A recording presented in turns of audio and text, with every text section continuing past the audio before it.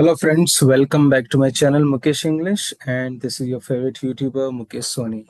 Dear friends, in this video I'm going to summarize a very interesting poem for the Dispossessed, written by the famous Malayalam poet S.Joseph, and this poem is in the syllabus of third semester B.Com General English under Bangalore North University. So before we move towards the poem, let's know about this famous poet S.Joseph. S.Joseph, who was born in 1965, is a postmodernist Indian writer writing in Malayalam language and who currently renders his service at Brennan College, Thalseri. His poems are mostly concerned with the current issues that affect the nuances of public life. He has published a number of poems on vital contemporary issues that affect the lives of ordinary people around him. His poems have been published in multiple collections, and the most prominent poems are Karutha Kallu, Meena Karan, and Identity Card. Then, speaking about this poem, in introduction to this poem, For the Dispossessed is the English translation of S. Joseph poem, Malayalam poem, Idom.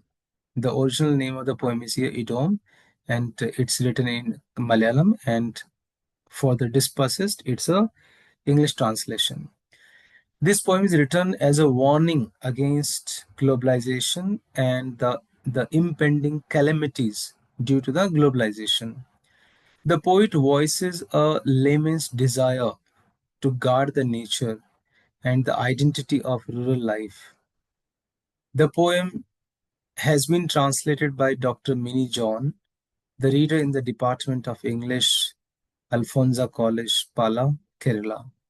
So when we go through this poem, we'll find here there are a lot of images which indicates the dangers of deforestation. We'll also come to know that how does the poet believe that the development without consideration for humanity can kill our villages. We'll also come to know that how does a poet profess the doctrine of nature conservation through this poem. And we'll also come to know that how we can consider this poem as a nature poem also, right? So these are and how the changes are going to bring the fear. So let's begin this poem. So how will I do it? I'll read each stanza and I'll try to explain the stanza in simple words. And finally, we'll have the concluding remark. So let's begin it. Stanza number one. 1 minute. Stanza number one, the poet says, don't snatch away the tree holes. Don't snatch away the tree holes from the wiggling worm and the piece of the sky from the brood in the tree trunk. Don't snatch away the tree holes from the wiggling worm and the piece of the sky from the brood in the tree trunk. From the brood in the tree trunk.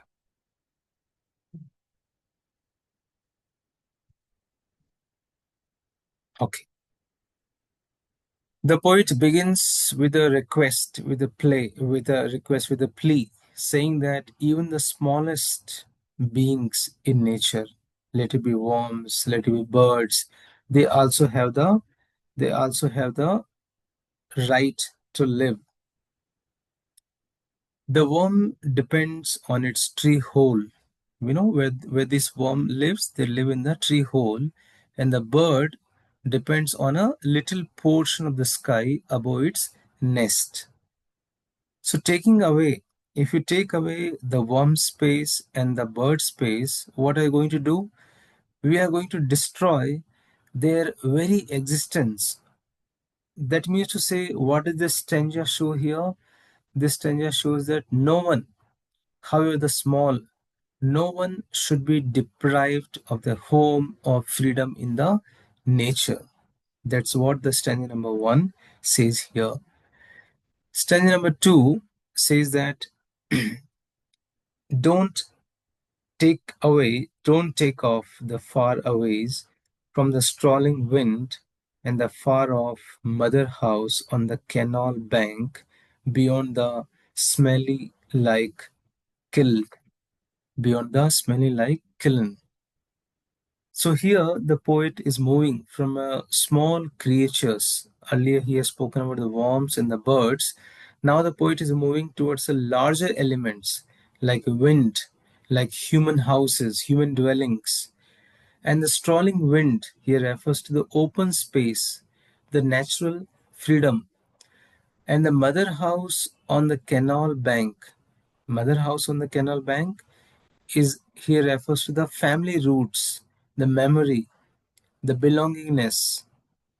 But this house is threatened by the nearby lime kiln, which stands for the industrial pollution. But this house, which is on the canal bank, this house is threatened by the lime kiln, which here refers to the industrial pollution. So lime kiln means to say a box-shaped heated apparatus where lime is made from the limestone filled with, means to say the limestone, that means to say here the industry, the industrial pollution, the industry which is kept here to make something from the lime. And that means to say the industries have taken away the mother house, which are which and the houses which are located on the bank of the canal here. That's what the poet says here. So how the industry, that means the poet would like to convey one message here, that the industrialization must not erase the ancestral homes or must not disturb the natural spaces here. Now, moving to stanza number 3, the poet says here, stanza number 3, but the poet says that here, each house is a village. Each house, 1 minute, let me also turn on my page. Each house is a village. Indeed, please don't rob, please don't rob us of it. Don't rob us of it. Kindly spare the waterfowl's fields, replete with weeds and grains. Replete with means to say filled with.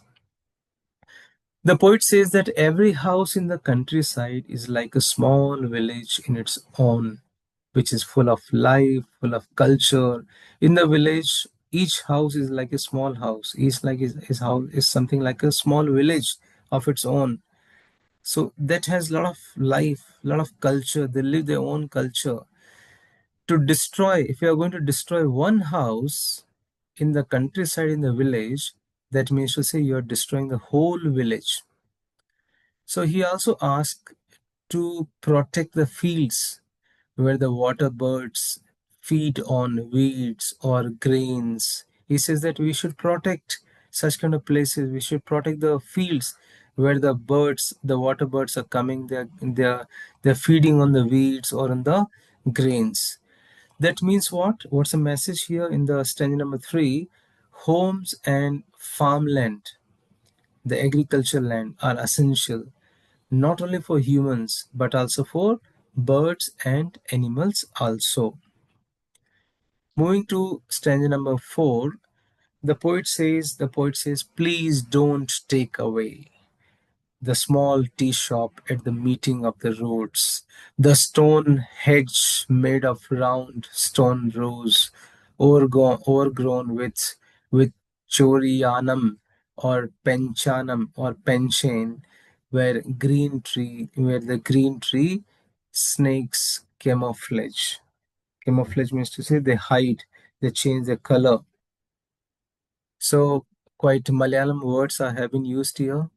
The poet requests to save the humble things. For example, tea shop at the crossroad.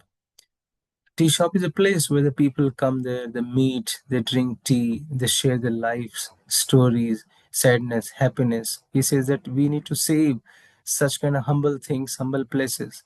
He also describes the stone fences which are covered with the wild plants.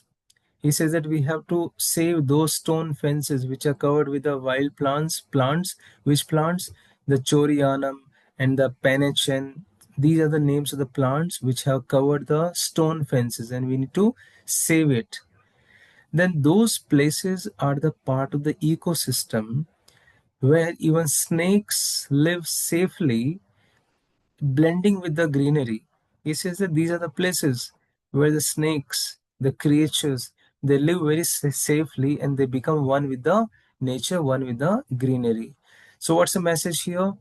Even the smallest landmarks and the natural habitats are very valuable and they should not be destroyed in the name of globalization, in the name of industrialization. This is how we can say this poem is a nature poem. Moving to stanza number 5, the poet says, please do leave alone Pepin Chetan with his Vidakan Pattu, making ladles or repairing umbrellas, the folks driving auto rickshaws or growing bitter gourds and snake guards. So quite tough stanza. Let's now understand. Here the poet is going to use some real villages, the name of the real villages. He says Pepin Chetan is a local man who sings who sings Vadakan Pattu. Vadakan Pattu is a folk song, folk ballad of Kerala while making or repairing simple household items. He says that people like Peppan Chettan, they sing a very folk songs of Kerala whenever they are making some simple things, handmade things. In that time, they sing such kind of folk songs. Right, that's what he says here. He gives one more picture: auto rickshaw drivers, vegetable farmers who are growing the gourds. They also form the part of the community. They also plays a very important role in forming this nature. So, what does the poet want to convey the message here? He says that ordinary workers, whether they are artisans, whether they are the people like Pepan Chetan, or they are the drivers, every one of them they deserve to continue the honest living without being uprooted. Without being uprooted. Why? Because whenever the factories, the industries are set up, these people, their lands will be taken away, right? People will become jobless, right? That means to say the nature, the real place will be damaged. So he says, the poet says here that let it be all the ordinary people, let them live the life honestly. They should not be uprooted from the place to which they belong to. Stanza number 6, moving to. The poet says, don't lay your hands on the women weaving baskets and mats, those working in companies making colored rubber bands or crushing rocks for road metal. The poet now speaks of poor women workers who depend on small jobs like basket weaving, mat making, or working in small factories. So, guys, if you go to a very rural place, there are many people who will be doing these small jobs like weaving the basket, making the mats, or working some small factories. Right. So, poet has a lot of concern about those poor women workers. So, same time, the poet says that there are other people they earn by crushing rocks in quarries to make the road metal hard, but they get the very low payment. So these people are already struggling to survive. The poet says that these people are already struggling to survive. So don't take away the simple livelihood of poor laborers, especially women, by industrialization, by globalization. Let them continue their work. Let them be in touch with the nature. Let them keep their skills alive. Right, that's what the poet says here. Moving to stanza number 7, the poet says, Elangi, Payani, Vatta, and Thani, cashew trees and touch me nots, nod in the winds, don't touch any. The poet is going to list out some village trees and plants. So these are names of the village trees and plants: Elangi, Payani, Vatta, Thani, cashew nuts, even the touch me nots. These are the names of the village trees and the plants. So these are the part of the rural landscape, giving shade, food, medicine, beauty. So they are the part of the lives of those people, those who are living in the heart, those who are living the core of the nature. So they look very ordinary, but they are very precious. So the poet says that nature in all its forms, big and small, let the nature be big or small, whatever, but we need to preserve the nature.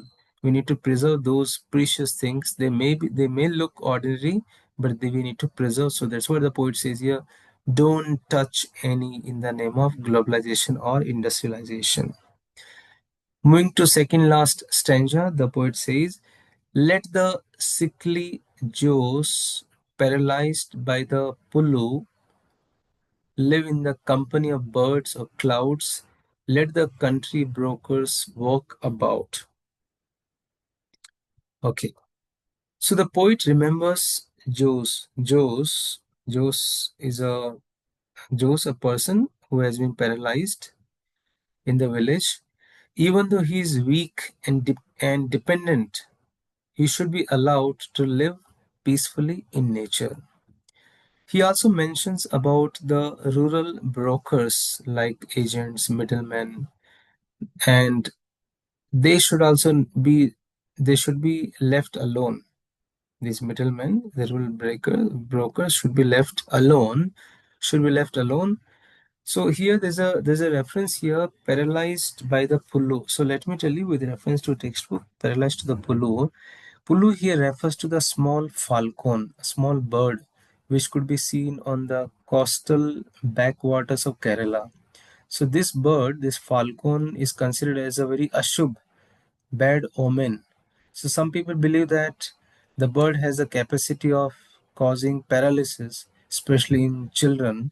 So the poet says that even a paralyzed villager, even though he is weak, etc., or dependent, let the person be live peacefully, even in the nature.